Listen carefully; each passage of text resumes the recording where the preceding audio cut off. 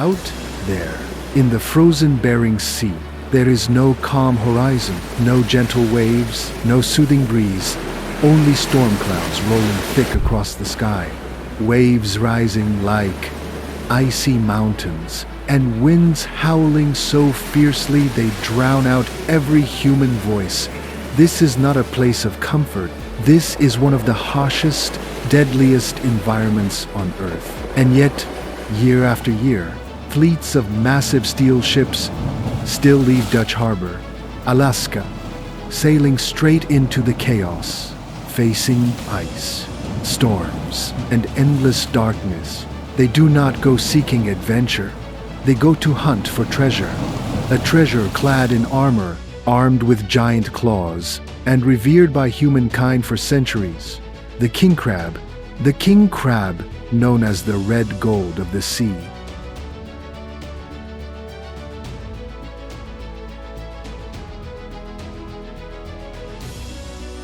Is no ordinary catch. It is one of the most expensive and prestigious seafoods in the world. A delicacy found on luxury tables from Tokyo to New York, from Seoul to Moscow. Its meat is sweet, firm, and carries symbolic weight. In just one fishing season, more than 50,000 king crabs will be hauled from these icy waters, worth more than $12 million.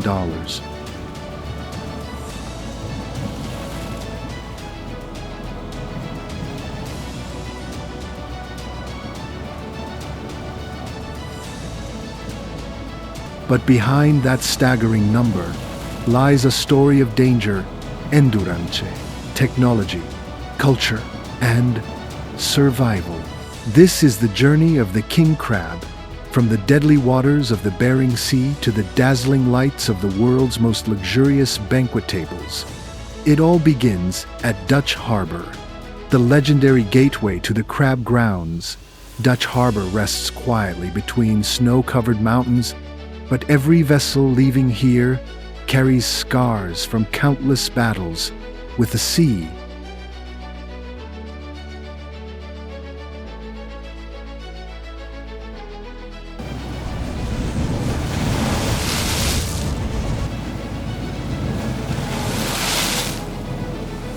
These ships are built like fortresses of steel, reinforced to withstand the ocean's fury, and the crews who work them are among the toughest people alive. For them, crab season is not just a job, it is a test of will, courage, and endurance. Many have lost fathers, brothers, or friends to these same waters. They know the risks, yet they return because one successful trip can secure an entire year's livelihood. On deck, preparations unfold with clockwork precision. Giant steel cages called pots are stacked high. Each one weighs more than 600 pounds when empty. They are industrial weapons in the battle to capture the king of crustaceans.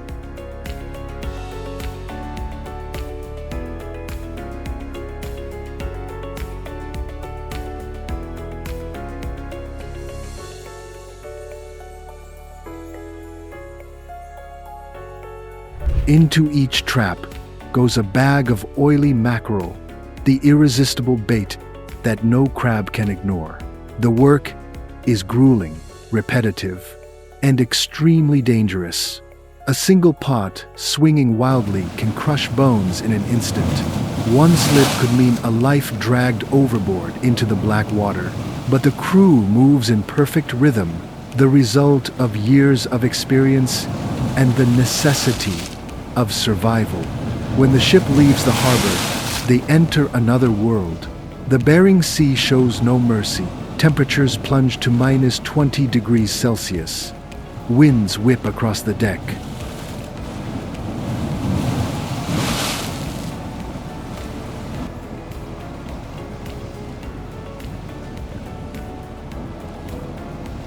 Freezing every railing, every cable, every hook, turning the ship itself into a moving block of ice.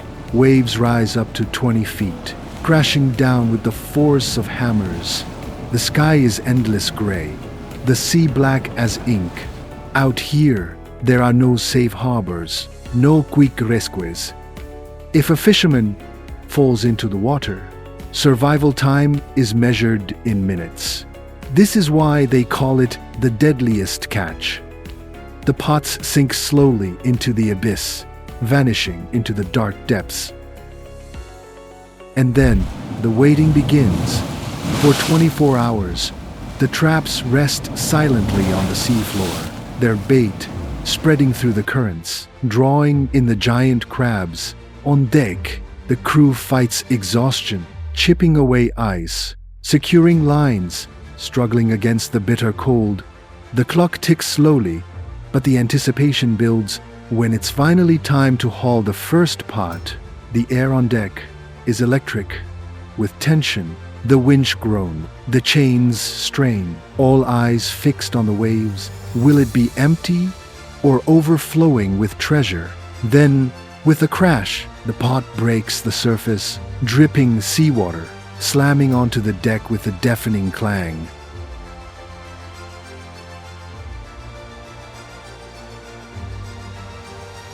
Inside, dozens of massive red crabs thrash wildly, their claws clattering against steel. Cheers erupt. It is victory, a moment of hope for a bountiful season, but not every pot delivers joy. Some rise with only a handful of crabs. Each haul is a gamble, and millions of dollars are at stake. The fishermen work quickly, tossing the crabs into chilled seawater tanks that mimic the exact conditions of the deep, too warm. And the crabs will die, too cold, and they go dormant, losing their market value.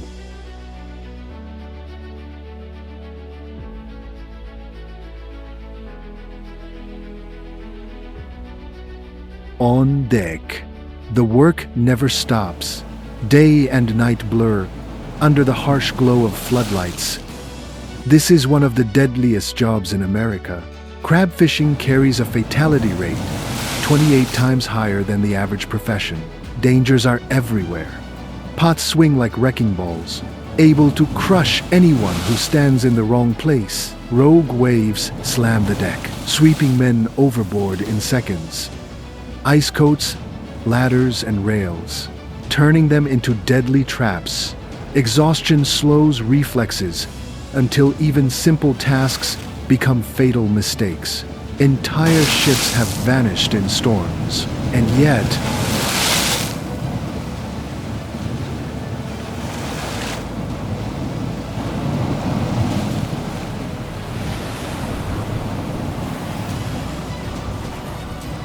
season after season, fishermen return, because one successful trip can bring home millions. When the ships finally return to port, a new race begins, the race against time. Specialized refrigerated trucks are waiting, their tanks filled with thousands of gallons of oxygenated seawater. The crabs are carefully transferred, still alive, still moving. From this moment on, they have only 48 hours to reach markets or factories. Every delay means millions could be lost. From Alaska, sealed refrigerated containers cross the Pacific, bound for Japan, South Korea, the United States, and Europe.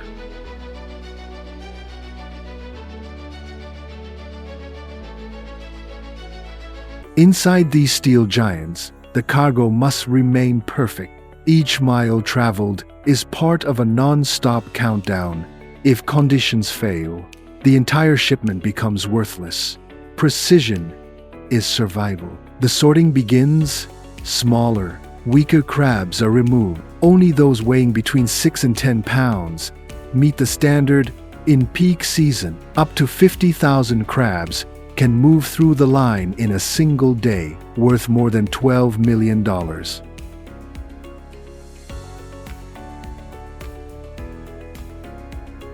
Each one must be handled with care, because perfection is what the market demands. Next comes cleaning.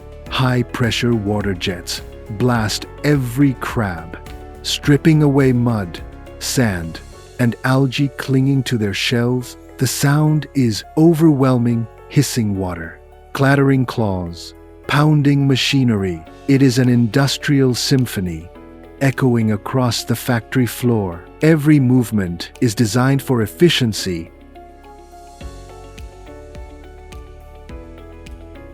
Then come the boiling tanks, vast vats of water, each kept at a precise 100 degrees Celsius. The crabs are plunged in, and within minutes, their shells shift from dull brown to brilliant red, the iconic color of luxury. But the process cannot stop here. To preserve flavor and texture, they are immediately transferred into ice-cold water tanks, halting the cooking process instantly.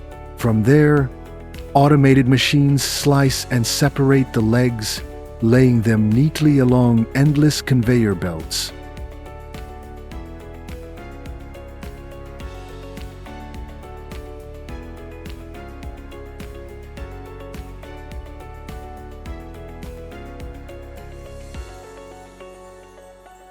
Workers stand watch, inspecting each batch carefully, removing anything that falls short of perfection. The rhythm is constant, mechanical, precise. The finest meat is sealed in vacuum-packed, multi-layered packages designed to keep freshness intact during the long journey ahead. Under the factory lights, the white flesh gleams like treasure.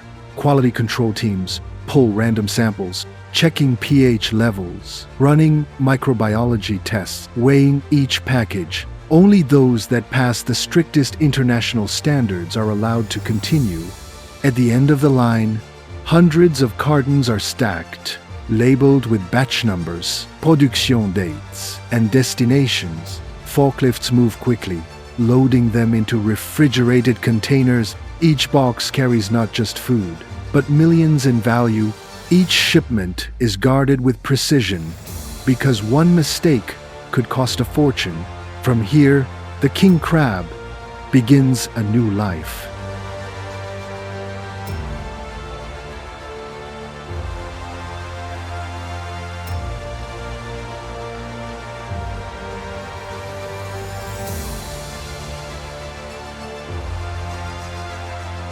In Tokyo, Seoul, or New York, they arrive at luxury supermarkets, high-end restaurants, and banquet halls where wealth and celebration converge. In Japan, they become part of fine sushi. In Korea, they are served at milestones like weddings and festivals. In the United States, they crown Christmas and New Year's feasts. A single king crab can sell for $300 to $500. A single dinner can cost thousands.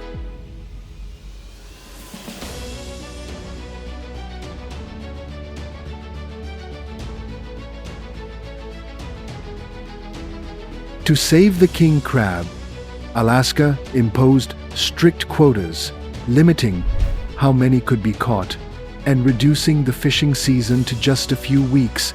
The days of endless harvests were gone. Each boat was allowed only a set number of crabs. Each trip heavily monitored.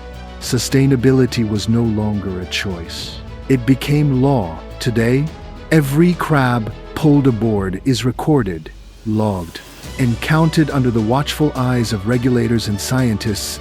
Inspectors make sure each catch fits within the rules. If the balance is broken, the entire fishery could collapse again. It is a fragile system, but one designed to protect the future of both the crab and the men who risk everything to catch them. Meanwhile, scientists and entrepreneurs are searching for another solution: farming king crab in controlled environments.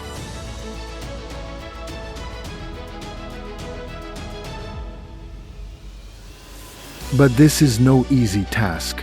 King crabs are bottom dwellers, requiring vast spaces, rocky seabeds, and frigid waters. Replicating the deep sea is a challenge that pushes the limits of modern technology. Experimental farms create tanks filled with sand, crushed rock, and seawater kept at a constant 2 to 4 degrees Celsius year-round. The process begins with tiny larvae, glowing under pale blue light. They molt repeatedly, fragile and delicate, on their way to becoming juvenile crabs. At this stage, even the smallest shift in temperature or salinity can wipe out an entire tank. Those that survive are transferred into larger tanks with circulating currents that mimic the ebb and flow of tides. Here, they begin to hunt, feeding on clams, crushed shrimp, and protein-rich pellets. The growth is painfully slow. Years will pass before they reach commercial size. Patience is not optional. It is essential. For now, farming remains experimental, but it may one day hold the key to protecting the species. If successful, it could relieve pressure on wild stocks and ensure that future generations will still know the taste of king crab.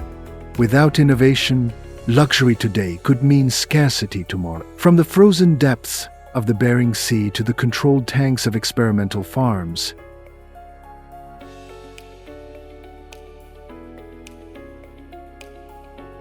the journey of the king crab is both brutal and extraordinary. It is a story of nature's limits, human ambition, and the delicate balance between exploitation and preservation. 50,000 crabs, $12 million. Numbers that speak not only of wealth, but of survival, from the harshest waters on Earth to the most dazzling banquet tables. The king crab embodies both danger and luxury. It is a symbol of what humans can endure, what they can achieve, and what they must protect. Because if we wish to taste it tomorrow, we must preserve it today. In Tokyo, Seoul, or New York, the king crab begins its final chapter. Here, it is no longer a creature of the sea, but a symbol of status, luxury, and celebration. In Japan, it graces sushi counters and banquet tables. In South Korea, it is reserved for weddings, festivals, and milestones. In the United States, it becomes the centerpiece of Christmas and New Year's feasts. The price is staggering. A single king crab can sell for $300 to $500. A feast featuring multiple crabs can cost thousands. For the wealthy, the flavor is irresistible, but so too is the symbolism. To eat king crab is to taste power, prosperity, and history itself. This is not just food. It is a cultural statement. Centuries ago, in the 18th century, king crab was considered so rare and precious that it was reserved for Russian czars, served alongside caviar, as a delicacy fit only for royalty. That image has never truly faded. Even today, a plate of king crab carries with it echoes of that same prestige. From the Tsar's banquets to modern Michelin star restaurants, it has always been the food of the elite. But with every luxury comes a cost. Behind the glamorous restaurant lights lies the brutal reality of storms, exhaustion, and danger. Behind every bite of sweet white meat are the lives of fishermen who battled the deadliest waters on Earth. Behind every package on a supermarket shelf lies an industry walking a tightrope between profit and extinction. The story of king crab is not just about taste. It is about trade-offs. It is about the razor-thin line between supply and collapse, between human desire and nature's limits, between wealth today and scarcity tomorrow. Every crab that leaves the Bering Sea is a reminder of this fragile balance. From Dutch Harbor to Tokyo, from the freezing tanks of the factory to the glowing banquet tables of the wealthy, the journey of the king crab is both triumphant and perilous. It is a story of endurance, technology, culture, and above all, survival. 50,000 crabs, $12 million. Numbers that represent far more than profit. They represent storms weathered and lives risked. They represent the ambition of human industry and the responsibility of conservation. They remind us that nature's treasures are never free, that every luxury carries a price. The true value of the king crab lies not just in its flavor, but in the effort to preserve it for the future. This is the story of the king crab. From the deadliest seas to the most luxurious tables, from storms and steel to sushi and celebration, it is a story of survival and sacrifice, of wealth and responsibility, of exploitation and preservation, and it is a reminder: if we wish to enjoy this treasure tomorrow, we must protect it today. For the king crab is more than a meal. It is a testament to the enduring relationship between humankind and the sea.